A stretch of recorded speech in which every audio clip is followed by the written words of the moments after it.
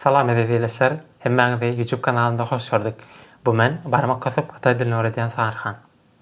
Videomyzyň bu edeki sanyna biz Hytaý dili başlangyç kursuna değişli bolan 3-nji sapak barada bolar. Videomyzyň mazmuny "Ni jiao şema mingzi?" Senin adyň näme? Edil geçen ýerdeki video tapamyza geçişimiz ýaly bu edekem video tapamyzy ýani dialoglar bilen başlar. Gelin şu görýän dialogyňyzy bile okalyň izinden aýtalan çingan modu. Ni jiao şema mingzi? Ni jiao şema mingzi? 我叫巴特。我叫巴特。Bu diyalog näme barada aýtýar? Gelin onu türkmençe terjime edelim. Ene şu ýerde berilen sözlem onu türkmençe terjime etsek, ýani senin adyň näme diýmegi aňlatýar. Bu sözlem bolsa ol türkmençe terjime etsek, menin adym Batyr diýmegi aňlatýar. Şu ýerde biz jemi 5 sany täze söz öwreneriz. Gel olary bir-birden okalyň, olaryň manysyny da seredeliň. İlkinji görýän sözüňiz ol jiao. Jiao diýip 4-nji sany okalýar. Ol atlandyrmak diýmegi aňlatýar. Eger-de şu ýerde görýän bolsaňyz, birinji sözlemde de bar, ikinji sözlemde de jiao hieroglifi bardyr. Şu sözlemi gün türkmençe terjime etsek, ýani sen atlandyrmak näme at? Ýani Hytaýlar senin adyň näme diýip soranlaryna olar senin adyňy näme diýip atlandyrýarlar diýip şeýle ulanýarlar. Şoň üçin senin adyň näme diýip Hytaýça sorajak bolsaňyz, onu ni jiao şema mingzi diýip aýtmaly. Ikinji görýän sözüňiz ol şema. Şema diýip okalýanlar. Ol näme diýmek? Eger ünseren bolsaňyz, şu bogunna hiç ýeli ton belgisi ýokdur. Sebäbi bu çiňşaň, ýani goşak ton. Şoň üçin onuň ýokarsyna ton belgisi ýazylmaýar. Okalanda bolsa ol goşak hemen jansyz ýaly bolup okaýar. Meselem şamma. Şamma. Aşakdaky mingzi diýen söz hem edil şonyň ýaly. Şuň ýokarsyna, şu bogunyň ýokarsyna ton belgisi ýazylmaýar. Mingzi. Mingzi. Bu bolsa ýani at diýmegi aňlatýar. Ýani dakylýan at. Adama ýa-da başga bir zatlara islendik bir zada dakylýan ada mingzi diýip atlandyrylýar. Bu görýäniňiz bolsa ol wo diýip okalýanlar. Ol çalışma, ýani men näme aňlatýar. Meselem şu sözlemde bardyr. 我叫巴特。Başakda görýän bu sözüňiz bolsa ol Batyr. Batyr diýip okalýanlar. Ol bolsa ýani Batyr diýen adyň Hytaýça terjime edilşi, Hytaý diline Batyr diýen adyň aýdylşy. Ýani Batyr. Batyr. Gelin bu dialogy ýene bir edek okalyň izinden aýtalan çingan modu. Ni jiao şema mingzi? 我叫巴特。Indiki dialoga geçeceğiz. İkinci geçecek dialogumuz ol birazcık çılşırmaraktır. Şonuň üçin biliňizi berkuşan. Gelin bu dialogy bir-birden okalyň izinden aýtalan çingan modu. Ni shi lao shi ma? Ni shi lao shi ma? 我不是老师，我是学生。我不是老师，我是学生。Bu diyalog näme barada aýtýar? Bu sözlemler näme diýip aňlatýar? Gelin olary bir-birden terjime edelim. Şu berýän sözlemimiz ol sen muallimmi diýip türkmençe terjime edilýär. Bu aşakdaky bolsa sözlemiň şu birinji bölegi 我不是老师 ol ýok men muallim däl. 我是学生 bu sözlemiň ikinji bölegi bolsa ol men okuwçy diýmek aňlatýar. Bu dialogyň içinden biz jemy 4 sany söz öwreneriz, olar şulardan ibaret. Şu ýerde görýän bolsaňyz shi diýip okulýan bir söz bar, ýani ol işlik. Ol 4-nji tonna shi diýip okulýar. Ol bolmak işligi, ýani bolmak diýmek. Eğer İngiliz dilini bilýän bolsaňyz, İngiliz dilinde de to be işligi bardyr. Şu söz hem edil İngiliz dilinäki to be işlik ýaly ulanýar, sözlemde de işlik bolup gelýär. Bu görýän 7-nji sözüňiz bolsa ol lao shi diýip okulýandyr. Ol bolsa at, ýani muallim diýmek. Bu ýerde görýän 8-nji sözüňiz bolsa ol ma diýip okulýar. Ýani bu gowşakdan ol çiňşaň diýip atlandyrylýar. Çiňşaň gowşakdana çiňşaň diýip atlandyrylýar. Ýani gowşakdan ýokarysynda ton belgisi ýok. Bu türkmençe näme diýmek? Ol sözlemde my we mi goşulmany aňladýar. We Hytaý diline soraglar şu hieroglifi goşmak bilen sorag sözlemi ýasalýar. Bu ýerde görýän 9-njy sözüňiz bolsa ol şöşaň diýip okulýandyr. Bu ýerdäki şu bogun hem edil ýokarda görkezişme ýaly ol hem gowşakdan onuň ýokarysynda ton belgisi belgilenmeýär. Okulana bolsa gowşak hemde jansyz ýaly okulýar. Şöşaň ol bolsa at, ýani okuwçy diýmek aňlatýar. Gelin bu dialogu ýene bir ýere gaýtalalım, izimden etalan çingam wodu. 你是老师吗？你是老师吗？我不是老师，我是学生。我不是老师，我是学生. Indiki dialoga geçeceğiz. Eğer şu yerde görýän bolsaňyz, şu yerdäki berilen sözlem hassa uzundur. Şoň üçin bu dialogu kapaşamadan biliňiz bir kuşa. Gelin bu dialogu okalyň izinden etalan çingam wodu. 你是中国人吗？你是中国人吗？我不是中国人，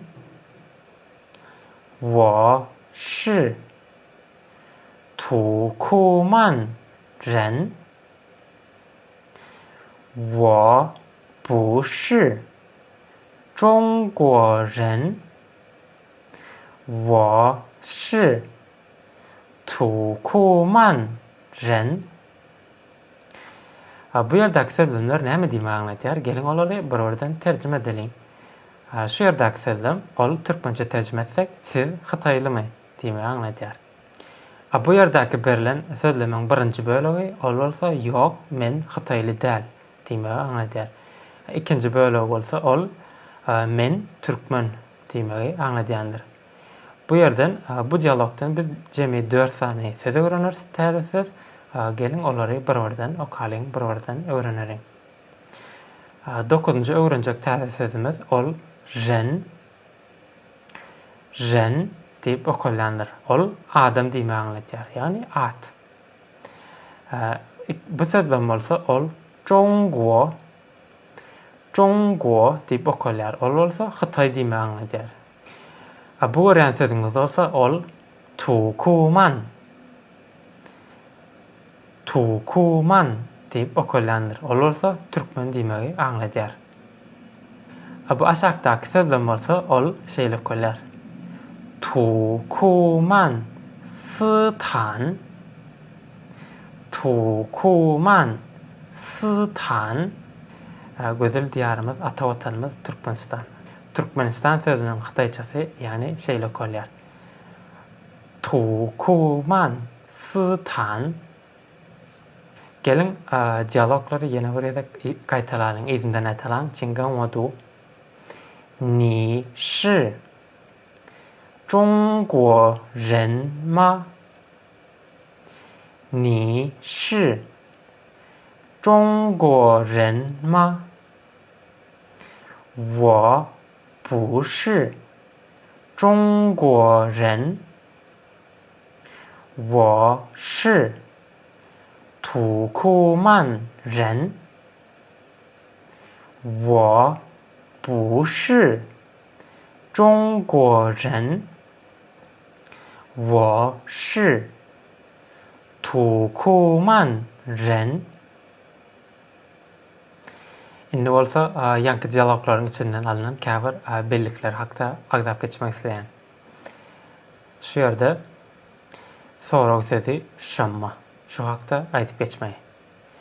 Sorag sözü şamma ol sözlem içinde gelenne sorag aňladýar. Sözlem içinde gelenne ol aýyklaýjagda alyp gelýär. Bu sözüň izinden hem at gelmeli. Şamma ol näme diýmegi aňladýar. Gelin olary sözlemlerde nähil ulanyş hakda görüp geçelim. Birinji sözlem görýän bolsaňyz, bu ýerde şamma. 你叫什么名字? Eger ýadyňyzda bolsa, şu sözlemi biz ýani seniň adyň näme diýip terjime edipdik. Üsteren bolsaňyz, şu ýerde şamma diýen söz izinden 名字 geldi. 名字 bolsa ol at diýmek. Yani at. İkinci sözlemde bolsa 这是什么? 这是什么? Bu ýerdäki 这 ol bu ýa-da şu diýme aňladýar. Bu näme? Bu sözlemiň terjimesi, türkmençe terjimesi bu näme diýmegi aňladýar. Üçüncü sözlem bolsa 这是什么书? 这是什么书? Bu sözlemiň terjimesi bolsa bu näme kitap diýmegi aňladýandyr. Ünseren bolsaňyz şamma diýen sözüň izinden at geldi. Şu ýerdäki şu diýip okulýan hieroglif ol kitap diýmegi aňladýar. Şoň üçin şu şamma diýip okulýan sözüň üstünden siz soraglary, sorag sözlemleri düz bilersiňiz. Mundan başga ýene-de şi sözlemi hakda aýdyp geçebilmeler. Şi sözlemi ol sözlem içinde şu görýän şi diýip okulýan hieroglif getirilip ýasalýandyr. Bir adam ýa-da bir zat näme zada baglydygyny aýtmak üçin ulanýar. Onuň ýokluk formasy şi sözüniň öňünden bu diýip okulýan hieroglifi ýa-da sözü goşup onuň ýokluk formadaky sözlemini düzýärler. Yani şu ýerde 3 tane sözlem berilendir. Gelin olary okalyň. Şi sözüni ulanyp sözlemler şeýle düzülýär. 巴特是老师. Ýokluk formasy bolsa 巴特不是老师. 我是土库曼人. 我不是土库曼人. 我是老师. 我不是老师. Üsteren bolsaňyz, ýani şu sözlem men mugallim diýmegi aňladýar. Eger de öňüne bu goýsaň, bu dip okulan hieroglif koysan, olsa men mugallim däl diýen manyny aňladýandyr. Şu ýerdäki ş dip okulan hieroglifin ulanşy edil ingliz dilindäki to be bolmak işligi ýaly ulanylýandyr. Bu gedekki video tapamyzda ýene-de bir belläp geçesim gelýän zat, ýani ma dip okulan hieroglifin kömegi bilen ýasalýan soraw sözlemi. Ma dip okulan hieroglif ol türkmençe terjime etsek, ýani my, mi diýen goşulmany aňladýar diýip ýani belläp geçipdik. Ýani ma goşulma ol soraw ahyny aňladýar sözlemde. Bu hieroglifin kömegi bilen biz soraw sözlemleri ýasap bilýäris. Ýani habar sözleminiň ahyryna şu hieroglifi getirsek, onda ol sözlem soraw sözleme öwrilýär. Yani şurada tablitsada görkezlenler gelin, olary bir-birinden okalyň. Izinden aýtalam, çinga modu. Ni shi Zhongguo ren ma? Bu sözlem tercüme etsek, siz Hytaýlymy diýip tercüme edilýändir. İkinci sözlem bolsa, ni shi Turkmen ren ma? Ni shi Turkmen ren ma? Bu sözlem bolsa siz Türkmenmi diýen manyny aňladýar. Iň soňky aşaky sözlem bolsa, ni shi laoşy ma? Ni shi laoşy ma? Bu bolsa siz Hytaýlymy diýen manyny aňladýandyr. Egerde şu ýerde biz nokat koysak, onda şu sözlem habar sözlemine bolýar. Habar sözleminiň soňundan ma koysak, onda ol sözlem soraw sözleme öwrilýär.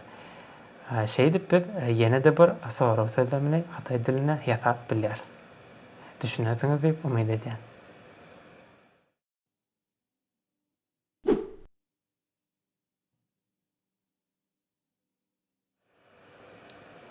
Gelin ne bolsa şu ýerde berilen 3 tane dialoglary rollara bölünip, onu gaty ses bilen ýerine ýetirilýär.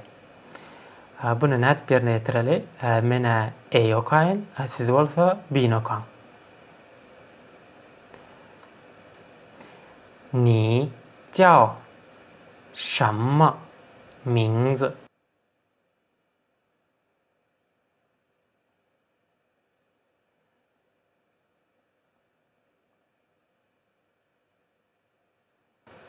你叫什么名字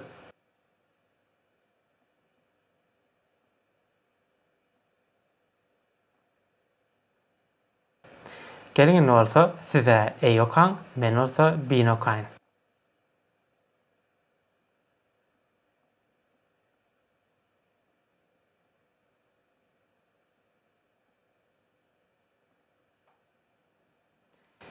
我叫巴特。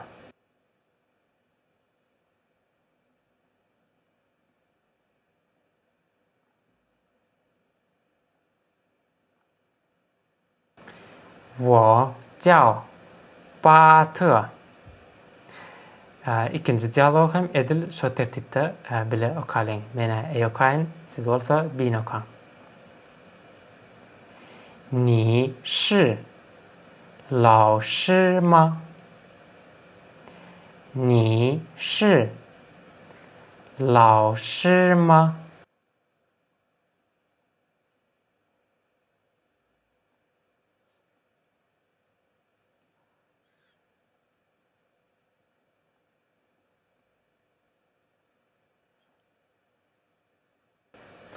？Gelin olsa size ey okaň, men olsa bin okaýyn.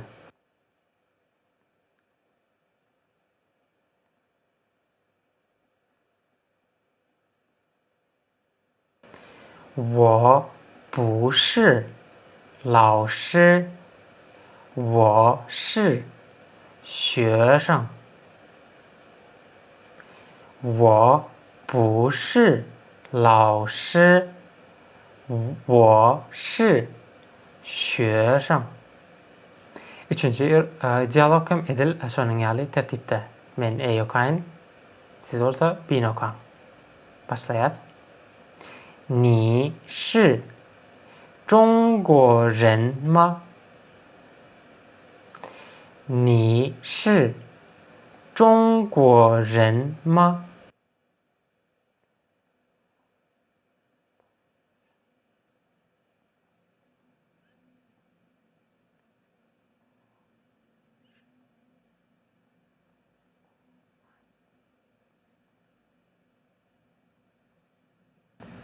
Gelin olsa yerini çalsalı size eyokan, men olsa bin okan.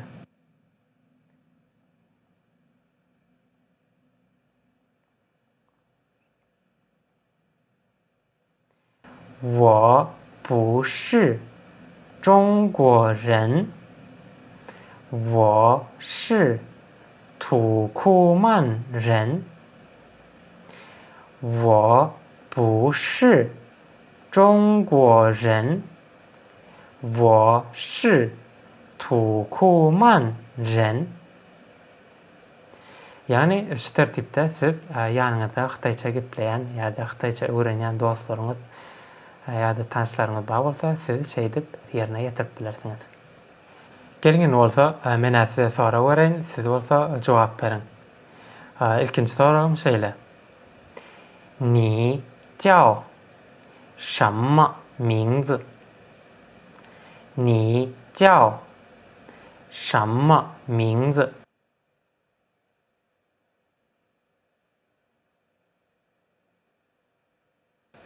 İkinci soru.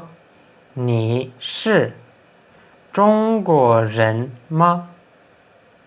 你是中国人吗？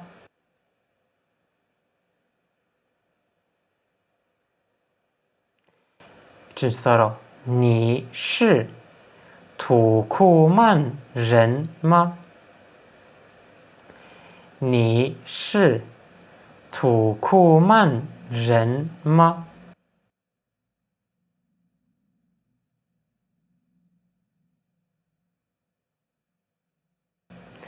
Dördüncü soru. 你是老师吗？你是老师吗？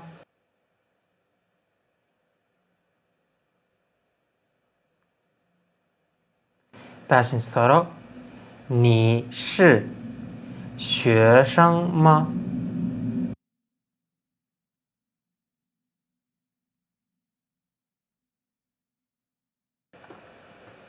Bugün bu da olsa yani şu sapağın dowamında geçen bellikleri hem de täze sözler ulanıp şu görýän iki san suratyňyzy suratlandyrın. Şu ýerde olaryň jogaplary berilen, yani şu iki jogapdan özüňiz saýlap, haýsy dogry bolsa şu boş ýerleri koýýaňyz. Sonra olaryň jogaplaryny aşakda tesbirlerde ýazyň. Dogrymy, ýalňyşmy menem bileýin. Gelin bu sözlemi okalyň. 他叫巴特，他是人。Bugün kodak sözlem bolsa ol şeýle bolýar. Izinden aýtalan çingan wadu. 他叫武雷，他是 bu ýerdäki ad şu görýän iki hieroglifyňyz ol biriniň ady, yani adam adydyr. Bu gönükmede edilýänki gönükme ýaly şu ýerde olaryň jogaplary berilen. Siz şu jogaplary şu iki ýere koýmaly. Bu ýere näme goýmalygyny bolsa özüňiz biliň hem de aşakda tesbirlerde ýazyp bilersiňiz. Gelin bulary birordan okalyň. 我不是 我是学生，我是人。Bu sözlem olsa 我是，我不是学生，我是。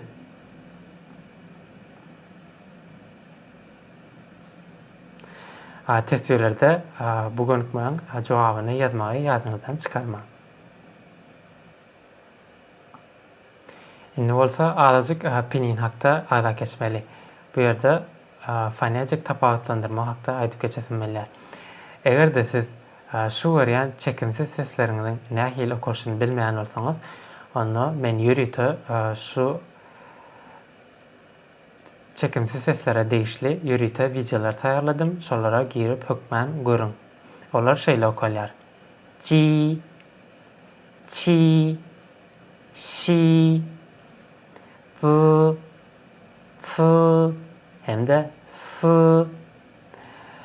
Geçen ýerdeki düşüren videolarymda bularyň nähili okuryşy, diliň näde ýerleşmesi, dodagyň nähili şekil, nähili bolmagy barada dürüst, anyk giňişleýän video taýýarladym. Şolary hökmän açyp görüň. Şolary görseňiz, bularyň fonetik tapawutlandyrma nähilligini barada dogry maglumatlary alarsyňyz. Gelin indi bolsa şu ýerdäki ýerleşdirilen sözleri bir-birinden okalyň. Olaryň başlangyç çekimli seslerini ünsürip diňläň. 洗澡，洗澡，打扫，打扫，三次，三次，自己，自己，昨天，昨天，早上，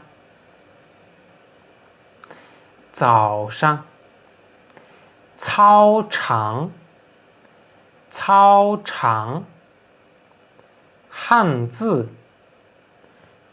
汉字. Olar şeýle okalýandyr. Indiki pinine değişli öwrenjek zatlarymyz, ýani şulardan ibaret. Ýani i, u, ü bogun ýasaýjy çekimli sesler.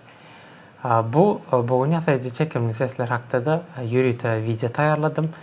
Ol videoda bularyň nähili tapawutlandyrylşy, nähili aýdylşy, diliň agyz boşlugyna nähili ýerleşişi, dodaklyň nähili bolmalysy hakda ýürüýte videoda anyk, dogly, dürüst türkmen diline düşündirdim.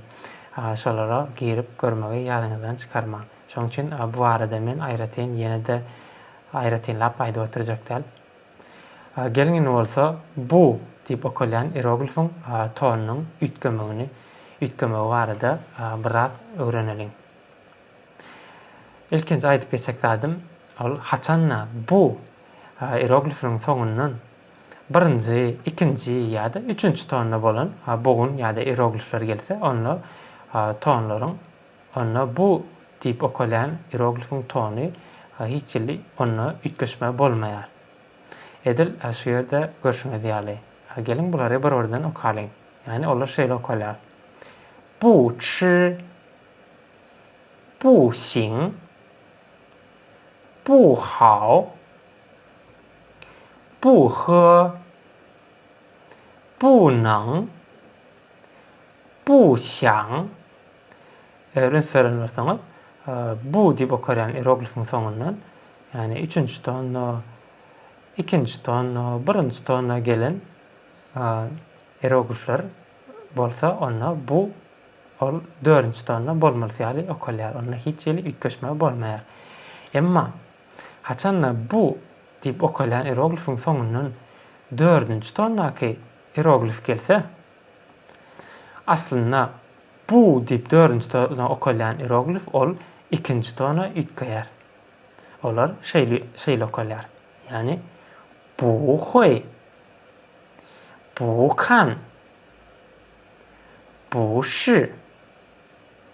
Ýani siziň berk bellemeli zadyňyz bu diýip okalýan hieroglifyň soňundan birinji, ikinji, üçünçi tonnaky hieroglifler gelse, onda ol üýtgemeýär. Onuň tonu üýtgemeýär.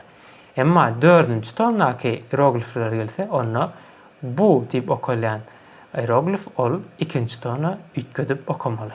Ýani bu shi diýip okalýar. Bu ýerde ýene-de bir belläp geçesim gelýän zat, ýani piniň düzgünleri ýöneköý bogun ýasaýjy çekimli sesi ü, ya da ü sesi bilen başlanýan boğun ýasaýjy çekimli ses. Ji, çi, şi harfleri bilen bile gelenine käbir ütgeşmeler var. Gelin olar hakda öwrenip geçelim.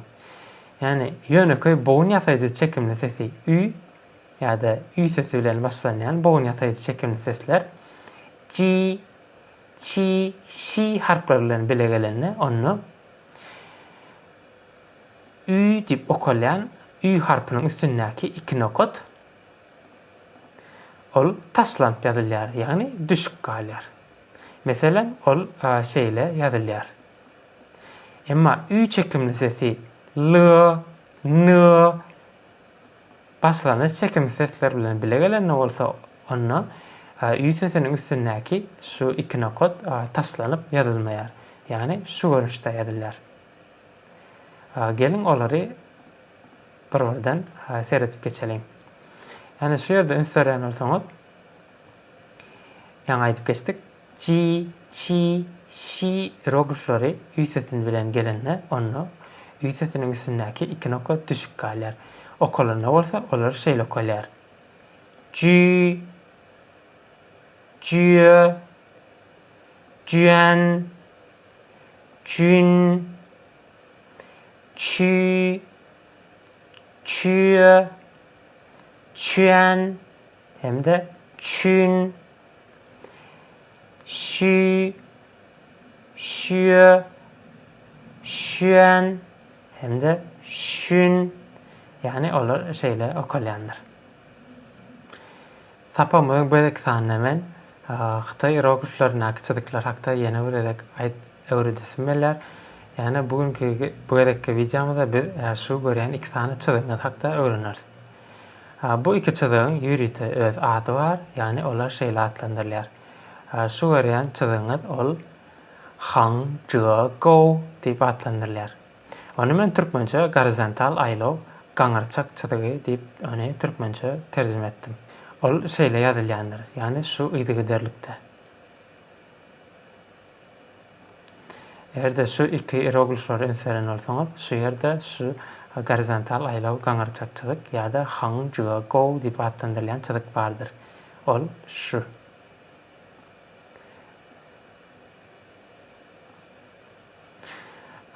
Bu çyzyk bolsa ol onuň ady wo go diýip okalýar. Onu bolsa men türkmençe ýatyrylan gaňarçak çyzyk diýip onu terjime etdim. Ol ýazylyna bolsa şeýle ýazylýar. Bu hierogliflerdäki şu çyzyk, yani wo go diýip adlandyrylýan çyzykdyr. Şu ýerdäki çyzyk hem edil şol.